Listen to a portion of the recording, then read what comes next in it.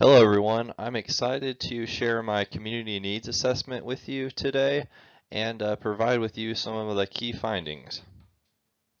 First, I would like to answer the question, what does a community needs assessment accomplish? Well, first, it helps define the project objectives. Next, it helps prioritize the resources. Next, it allows the ability to learn more about the community of interest. And lastly, it helps assess the time, money, and capacity of the organization to realize what objectives are achievable and which are not. For my community needs assessment, my community of interest is homebound seniors. And what defines this population?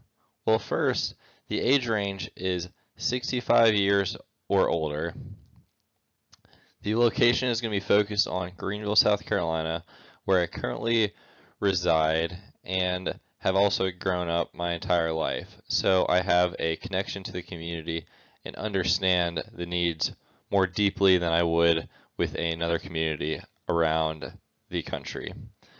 Next, we are going to be looking at the income range of around low income, low to mid, and I'm focusing on individuals who reside in urban neighborhoods. Essentially, I'm really interested in looking at the population that could be susceptible to nutritional deficiencies.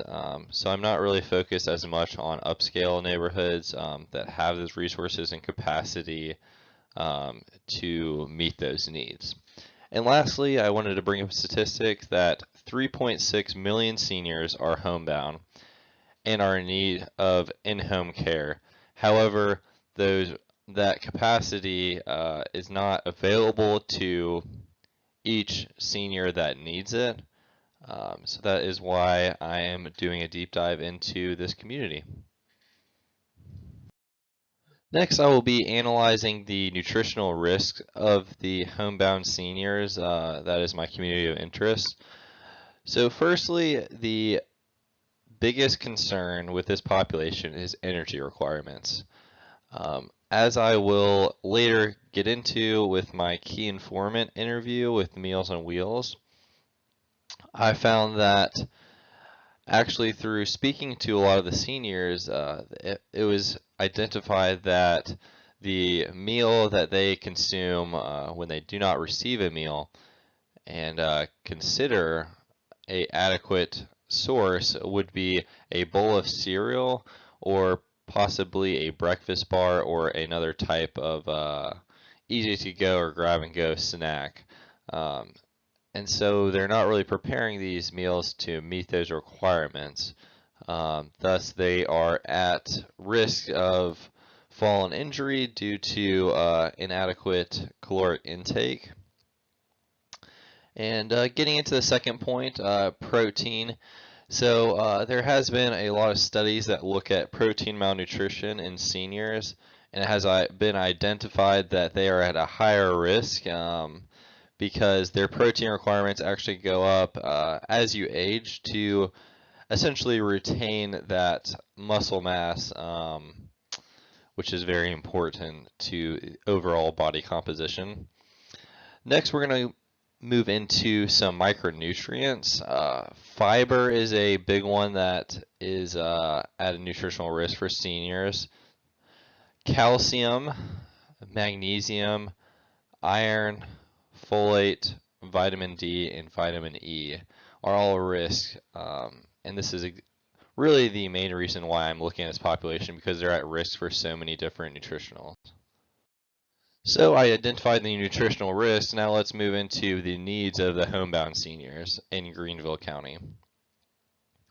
So I would say the primary need is to have access to nutritious meals and resources, have access to networks that aid in community outreach. This could incorporate in-person interactions and also to assist with common household and landscaping tasks. The limitations as defined by homebound would be physical limitations that would prevent the person to go out, possibly drive their car to a grocery store, pick up those ingredients for a meal, come back, and fix that. So that is essentially what is defined as homebound. It could also be defined with psychiatric limitations and also social limitations. So they're not going outside the house as much. So all of this is a risk of a homebound senior. The organization of choice that I chose to do my key informant interview with is Meals on Wheels. Their mission statement is to empower local community programs to improve the health and quality of life of the seniors they serve so that no one is left hungry or isolated. And I really want to focus on that word isolated. So their goal is not just to provide a meal to seniors, but also to provide that interaction. That's why it is so important to get that interaction and not to just drop off the meal outside their door, but to actually see them face to face. Their main goal is to provide a hot, nutritious meal to seniors in need, and that's really defined by anybody reaching out to Meals on Wheels and says that I need meals. So that's not necessarily defined by an income status or really anything else. In the past, it used to have to be a doctor recommendation saying they need the services, but now it's been opened up to apartment complexes that reach out, or the senior themselves, or a concerned family member. And the other main goal is to extend the outreach and communication to this population.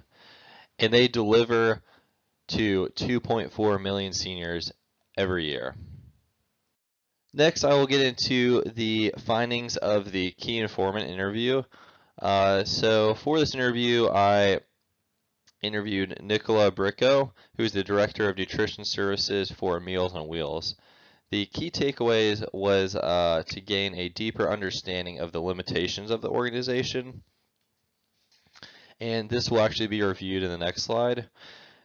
Next, I found out more about their business model. I was very interested in this, and this was one of my main goals, because there's only so much you can find online, and I really want to understand kind of how do they operate, and really this led me to my next finding was the opportunity to address unmet needs, to really figure out if there is any inefficiencies in the organization as far as providing homebound seniors with a hot, nutritious meal, and to figure out how can I assist with that.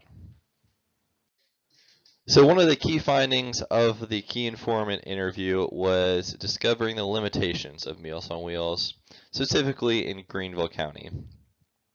So firstly, I found out that the limitation was volunteers. So surprisingly enough, 80% of all of the people that quote unquote work for Meals on Wheels are actually volunteers. So only 20% are actually paid employees. So there's a heavy reliance on these individuals that aren't receiving a paycheck. They have no obligation to be there. So it's a strong support from the community. The second bullet point would be funding.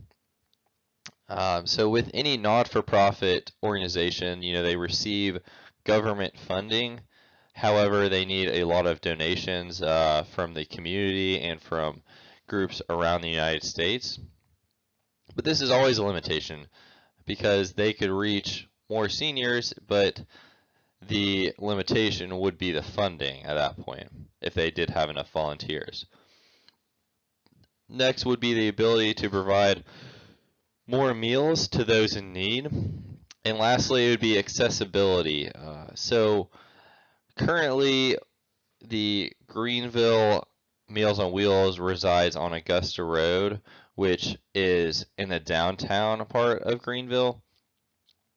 And they can't actually reach all the communities because they would have to travel over 30 minutes to get to essentially every community. So some of the communities aren't reached because of that. So if they were to be able to open another location closer to those communities, more seniors would be able to be reached. And thank you so much for listening to my presentation. That is all for my community needs assessment.